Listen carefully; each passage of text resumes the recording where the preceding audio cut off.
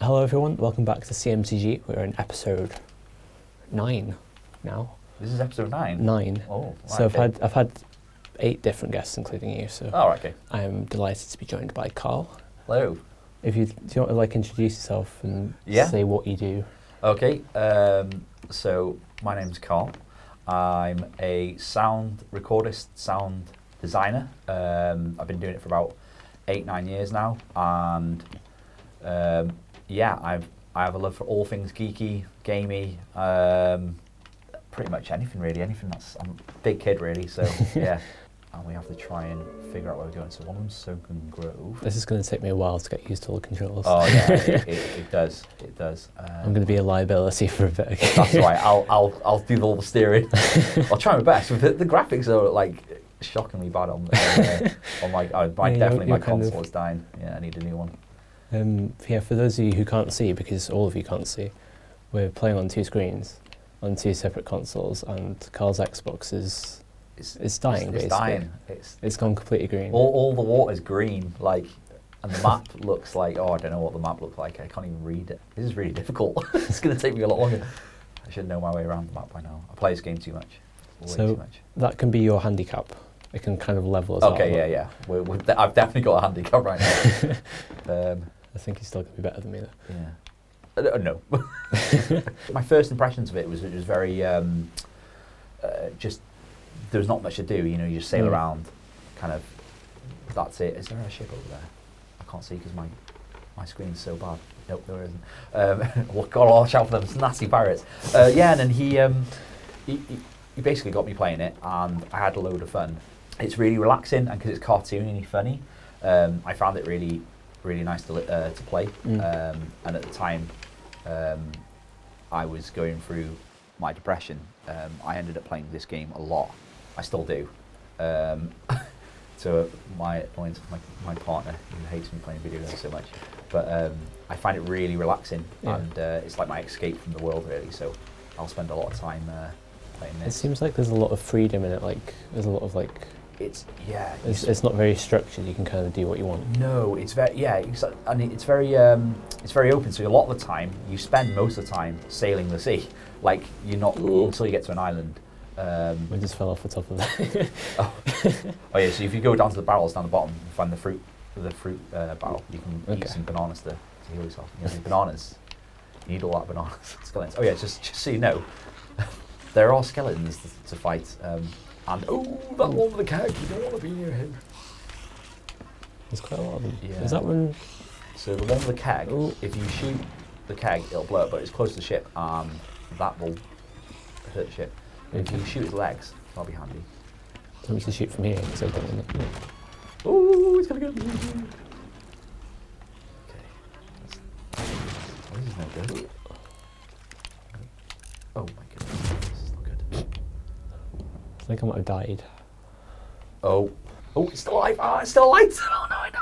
Oh no, I couldn't see. I can't hear anything either, so it doesn't help.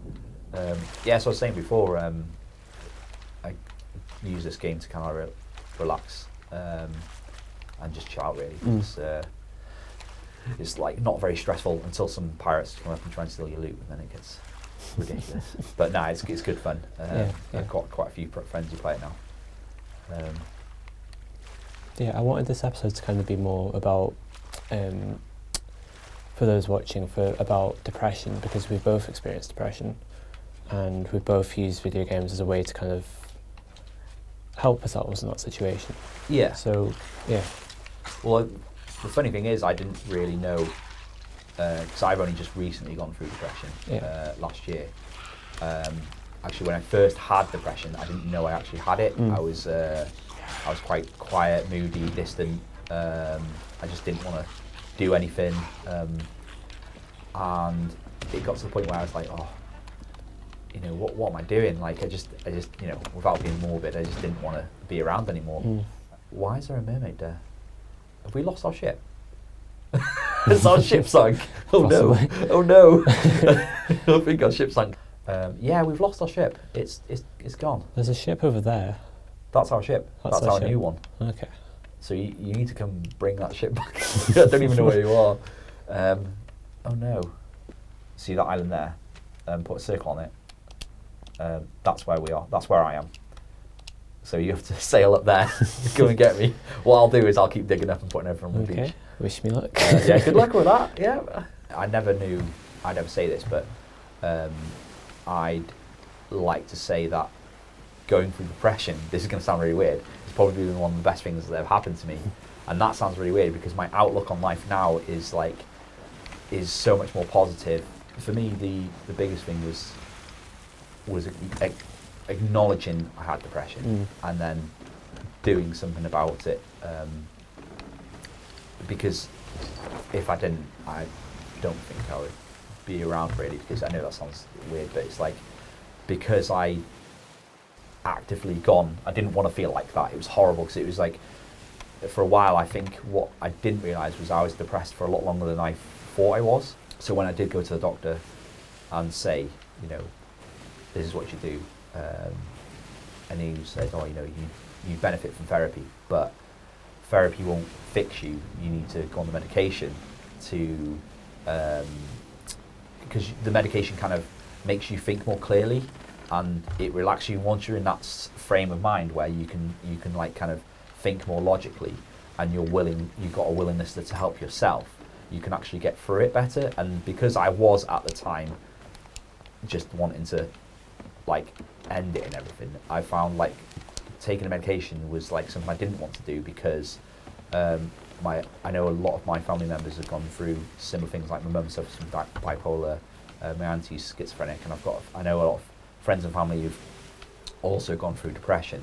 I was very against going on medication because I've seen the worst side of the medication that happens to people. Straight away, my partner, Keris, straight away was like, wow, there's a massive change in my attitude. After like 2 weeks, there was a huge difference in my thoughts and how I was coping. But I was still struggling, but it was like a big help to myself. And then I remember getting a bit down again, and then I went back to the doctors and I said, oh, I'm feeling a bit down again. And they were like, oh, we think you might have got used to the medication, you might need to go on a little bit of a higher dose, but nothing too big. So I went on a little bit higher, which I've been on now since, I think I've been on it, I don't know how long I've been on it for actually now. But they said I should probably start coming off in April this year, which is fine by me. And I found that even though it's still a low dosage, it's like I've kind of like leveled out. But what annoyingly happened was recently lost my job, got made redundant, and I found that I was up and down and I was struggling. I do not know how to park a boat. Oh yeah, sorry, I should have told you. Drop the anchor, that'll help. But yeah, I went private with my therapy, and they recommended me to do CBT. CBT. Yeah, do you know it? Yeah. Well. And that was amazing. I met my therapist called Denise, and it was just amazing how like she was telling me, well, when you think like this, you should, and teach me how like to logically think, because I don't, and it's not just helped me through my depression, it's helped me in the way I think about the world as a whole. So like thinking about like how my friends see me and stuff, because I'm a big worrier anyway, like I said before, and really it's just taught me to relax and be more like, just to calm down a bit and be more chilled out, because I was very like, I'm a very emotional kind of person anyway. I don't think that'll ever change because that's who I am, but it's really helped me. So between the therapy and the medication, I'm extremely happy of the outcome. And they asked me to do, if I'd do some, what's it called? Like a form to say, how did my sessions go and stuff. And I just told them, I said, like, it was the best thing that's ever happened. You guys have been absolutely fantastic. So, yeah, it was a good outcome, really. Yeah, it's interesting you say like you've felt the best you've ever felt since, because I kind of feel the same way. Like, I look at the world differently now, and if I wouldn't have gone through those periods of depression, and I wouldn't be who I am now, like I'm a different person, really. So yeah, it's bizarre. It's really, I don't like to say, because it's crying, so you might have to. Do you need to do something to it? No, so you have to go below deck, and there'll be water there, and then you have to get your bucket out, and then you have to stop bailing. It makes the games harder because we can't hear anything, so we can't hear it crying because it goes ooh, little moaning little monkey ears. But yeah, apart from the fact that I decided to go and seek help. That was a massive thing. The doctor said you've got to be open about it, you've got to talk about it, and I keep hearing that recently. Like everyone's saying, like a lot of people say, if people were more open about depression, it wouldn't be such a problem. Yeah. And I took that on board, and was like, I'm going to be, because it was quite hard for me to kind of just go, right, I got depression, and just start telling people. I was like everyone, most people, I'm sure. And so I told my close friends first, and then I gradually started feeling, actually, when I tell people, it doesn't feel, I'm not so embarrassed about it. And I basically just, I just become super open about it and just started telling people, right, we're going to go here. That's kind of like the idea behind this show, really, though. It's like, try and make it more of a common thing. Yeah. I think, overall it's moving in the right direction. I think more and more people are being open. So it's been really like, being open, just being talking about it is just massive. But what I found is, to be fair, is it's not just being open about it. It's having a good network of people behind you as well. And I cannot praise my partner enough for sticking through it. I can't praise her enough, and not just that. My close group of friends, I've opened up to them, and they've been just absolutely amazing. If it wasn't for my friends and Keris, I don't think I'd be here, because it's not just it's not just the therapy, and it's not just the medication I was on. Because I seem totally different now. When I'm saying it now, I feel like, was I even depressed? Because I'm so positive about it now. I just feel like, I still feel upset and up and down at the moment, because I'm, I think it mainly because I'm generally looking for work. Oh, I need to bail again. Chest is crying. But I generally feel on a high at the moment, because I'm like, oh no, it's a positive. See it as a positive light and just be positive about it, because there's no need to dwell on it. But at the same time, I can totally understand when people are in that funk where they really just can't get out of bed in the morning and they don't even want to brush their teeth. One thing I find is that, like, if you're going through something, you kind of try and compare yourself to others a lot, and you do it in the sense of, like, 100%.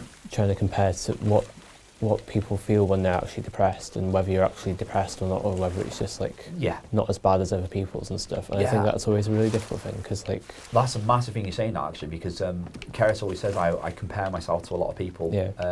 I'm always comparing myself to my friends, going, oh, they got a better life and they're doing this, and to be honest with you, I didn't know I was doing it until she really pointed out. It's like, don't compare your life to anyone else, because their worries are their worries, but they might be feeling just as bad as you. Just because when you see them, they're like happy, go, and everything's fine. But actually, they've all got their own stuff. But it's good to just be open about it, and if you're there for each other as well, because it doesn't matter how small the problem is. If it's a problem, then you talk about it. It makes you feel better. Like for me, if I was thinking when I was like really down, I'd be thinking one way, and then they say, well, actually, it's this, and then explain it in a better way, and go, but actually, if you think of it like this is what's actually happening. And you're like, oh yeah, I didn't think of it like that. And that really helps, because then you're kind of a bit like that CBT. It kind of gets you thinking differently, and then you don't worry as much then, and it helps that someone's there understanding, and you can offload and stuff like that. It's really, really helped. It's like different perspectives that can help you like cope with it in different ways and stuff. Yeah, definitely. I think that's the biggest thing. So I'd say I'm very, very lucky that I've got such amazing friends and an amazing partner. Yeah, I've kind of been through depression twice, I think. Yeah. Once more recently, it was 2017, around then, and another time, which looking back, I think it was depression when I was about 13, 14, but they didn't diagnose it properly at the time. Right, okay. So they were thinking it was more of like a physical illness, and they were trying to treat me with that. And oh, okay. I basically yeah, I was in hospital for a while, and they didn't properly diagnose it as depression, but You saw it as like something like tiredness or something like that. yeah, basically they called it chronic fatigue. Right, got you. So it's basically tiredness. But yeah, so that first time, like, only until like really recently I've started to think maybe it was actually depression, because it's kind of similar to what I've been through more recently. Sucks everything out of you, you just don't want to do Yeah. anything. Yeah. But so yeah, I've kind of had a weird time of like getting help and being diagnosed, because people like weren't sure whether I was actually depressed or not, and that makes me not sure as well. If that makes sense. So it's Yeah. Because the first time well, not the first time I met you, because it was before I met you. They said, Niall's coming over to do the filming for Approaching Shadows. You know, the scene we did up in the Stag, and they didn't tell me, but at the end of the night, they go, "Oh, you wouldn't believe he's suffering really bad from anxiety, and he's gone through depression and stuff." And I was like, "What?" It's like, "Yeah, he's like, you're like super cool at acting and stuff, and it's like you're just going for it." And I was like, because I hate being on camera. Like, I don't think anyone really, apart from actors, like being on camera. But it was one of those, like, I was really shocked, and they were saying, "Yeah, you know, he's really come through. It's really, you know," and that was that was a big thing, because I didn't know, and then they told me about this show, and I was like, that sounds like we should totally do that, because for me it was like I'm trying to be quite open and about my depression and stuff, and it's really helped. And then when I heard that you did this, I was like, oh well, it seems like a no-brainer to go and do it and talk about it. And I think the more people know about depression and being open about it, I think the easier it will be for people to understand. And like how it affects people, because it affects people in different ways as well. So I just got hit by something. I don't know what. Oh, it was a snake. Am I on fire? No, you've got poison. You got to watch out for them sneaky snakes. Oh, Nick got me now. What am I doing? Jumping around like going, "Oh, what are you doing?" It's nice that you say that about me though, because like I still feel like I'm not where I want to be in terms of like anxiety. But like the thing is, like I enjoy things like acting. Yeah. And I guess I've kind of always felt that way, but I've not had the confidence to do it in front of people, and that's the problem with like experiencing anxiety, is that it's stopped me from doing that kind of thing until now. And yeah, it was one of those, because that's what they said, and obviously I hadn't met you at this point. They told me that first. No, after we did the filming, so I'd met you. Then they were like, "Oh, I bet you didn't know this," and I was like, it was the way they said it. It was one of those, like, you know, trying to just, not saying, oh, how do I explain it, like, saying, oh, you know, how good it's been for everyone to kind of get chipped in and stuff, and chip in on like making a film like that, and how it really, really helps, like, you know, what they do here and tape and stuff.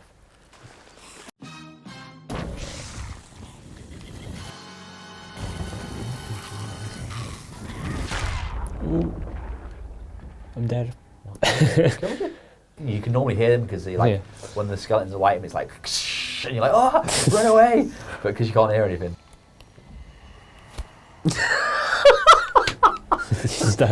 It was a keg. It killed me too. Oh no. Okay, we're not doing too well on this one. Right. Okay. Oh, shooting me. Oh my goodness. Oh no, I'm lagging too much. I can't see anything. Oh no. So many. Oh, I'm dead. Oh, there's literally about 10. Yeah. So how long ago was it when you kind of? Do you think you're through it, or are you still going through the motions, or? Yeah, I think I'm probably still going through the motions, because like, I definitely still have ups and downs. I know that's normal anyway, but I think that's kind of one of the reasons why I feel like life's a lot better in a lot of ways now, because I've learned to kind of know how to take care of myself, and like things like self-care, they call it, where you kind of learn to think more positively, and instead of like going down rabbit holes of negative thoughts, which I used to do a lot and still do occasionally. But I like the way. There's like a ton of them. Yeah, right there. Yeah, thanks for the warning. Oh no. Well, the chests. Oh my goodness, there are a lot of them. But a lot of my friends, like Faye, my friend Faye, she said to me the other day, she goes, "Oh, you know, you're doing really good. You know, I'm really proud of you," she said. And when she said you're proud of me, like that again, that hit, that touched like these my heartstrings, and I was like, and it made me feel really good. No, don't. I think we're in trouble. Oh no, we lost the ship. All right. The good thing is, if the treasure will sink and come to the surface. So if you stay there and carry the treasure to the island, I'll come over with a new ship. Yeah. Do you found anything like with your friends or anything, or not just with your friends, but like with family members or anyone, that they don't understand, like how you're feeling and stuff? Yeah, I mean, I try and be as open as possible with them, but it's kind of hard to tell sometimes whether they do understand it or not, because a lot of them, they're not so comfortable talking about it for one reason or another. I think it's because they think that I'm not so comfortable talking about it. And right, yeah. So it's kind of, I don't know, it's kind of weird, but the way I kind of used video games when I was like going through my more recent depression period was I played a lot of story narrative, like a lot of character focus, and your decisions kind of shape the story a bit and stuff. That's I think that's a big thing, is like I found is playing games like that which are story driven, because it takes you out of reality, and kind of like really in the zone, and you're like listening to a story. That is a big help. You just lose your focus on everything, don't you? It's good with anxiety as well, because it's a way to kind of switch off, and that hasn't really happened too much for me. There's not been many ways to do that, but video games definitely provide that. It's like your brain, for me, I don't know if it was the same for you or if it's the same for everyone, because it's the first time I've ever been through depression, hopefully the last. But for me, it was very much it felt like my brain was on overload, and it wouldn't stop thinking. I couldn't stop thinking about horrible things all the time. It was just grim all the time. With story games, I kind of feel like they sometimes give you like a substitute for like social interactions, because if you're playing like a certain character and you're talking to other characters, you kind of get that out of it a bit. Yeah. I suppose because I've not had that. I've never had a problem with socialising with people, so I suppose that's another side of depression that I've not experienced, where people find it difficult to talk to people, I guess, and anxiety and stuff. That's never really occurred to me, actually. I think it's like, as well, pushing yourself to get out there, and as long as you've acknowledged it, it does help. Yeah. That's the thing as well, like what I was saying before about like negative spirals, they can just as easily be positive. Like once you start getting used to putting yourself out there more, get in the habit of it, like it will come more naturally, and you'll be doing it without thinking. And I think that's maybe like kind of where I am at the moment, because like I put myself out there to like a certain extent, a lot more than I used to, for sure. And it's gotten to the point where I don't realise I'm doing it so much, so I kind of look at myself and think maybe I'm not making so much progress, but like if you look back and compare to where you were like a year or so ago, for me, 2 years ago, I've still made a lot of progress, but it's just harder to notice, I guess. Yeah. I think as well there's like a lot of grey area between, because the way mental health works, it isn't like a sudden thing that happens to you like overnight, it's gradual. So there's like a lot of grey area whether you'd actually be depressed or not. And I think it was a long time before I realised I was depressed. Yeah. Then I think my recovery has been very fast. I think mainly because I've really gone head into it. It's weird because I always thought, oh, I'm lagging so much. Yeah, I just started lagging as well. Oh no, who's using the internet? Being pirates, it's more important. Yeah. I like tried to dig and then I jumped back like, oh no, right, come on, we can do this. Did you find it? I did, but now I can't get back to it. Oh, no, I've gone too far now. Oh, I don't even know where I am. There, right. I can see the chest. It's right here. It's right here. I got it. No! Where am I? I'm nowhere near it. It's this thing right in front of me. Go back. You can show yourself on my screen if you want. It might be easy. You can dig it up if you like. Could do. No. I could do, but it's this is more funny watching me. This is the what's happening? Look, I'm not even moving. On my screen, I'm not even moving. Right, I'm going to move one step forward. Are you ready? Oh, I'm digging. Well, I'm digging. Hey. I'm using your screen to move. I went to the NHS counselling sessions after I'd already been to my CBT, which was through an organisation who I found really just by hounding the doctors. And they were amazing. And comparing that private session to and paying that way to the NHS was a billion times better. Yeah. And which is a shame really, because knowing now what I got out of the NHS was really poor. I don't think I would have bothered with any more therapy after seeing what happened. I can build upon this story. It was in the newspaper, but my stepbrother, Michael, he hung himself. He went missing for a few days and it was in the paper, and he was suffering from depression. It was a couple of years ago now. And he basically, he went to the mental health unit. I can't remember what it's called now, in Bangor. And he went in and he said, look, I've been here before. I'm suffering from depression and I think I'm going to kill myself. And he'd been suffering for a while, like a long time. And then he basically said, like, oh, yeah, there's nothing you do, just go to the just go to the hospital around the corner and book in an A&E. And he's like, no, I don't think you can realise I want to kill myself right now. I think I should come in here, I think you can help me. And they turned him away. And then that night he walked from Bangor Hospital and he walked back down the dual carriageway, and then he hung himself. And like, there was a big funeral. It was like public funeral because a lot of people went looking for him, and we spent a lot of time trying to find him and stuff. And I remember thinking, like, if that's their attitude of people who work in the industry, who actually work looking after people with mental health issues, were turning him away because they thought, I think they must have thought, oh, well, he's just some random guy off the street. But the fact that he said, because they got the records when he went in, he said, no, I've been here before, I'm suffering. He'd been on the file, they have him on files, and they turned him away. And when that doctor said to me, oh, you'll be fine, just carry on your medication. And I was just thinking, I was so angry, but at the same time I was like, no, luckily for me, I did something about it. And it's like, no, I'm going to do something about it. And I decided, no, I'm gonna stick to my guns and see someone. But I know a lot of people wouldn't have, and that really upset me, because I think generally a lot of people get depressed.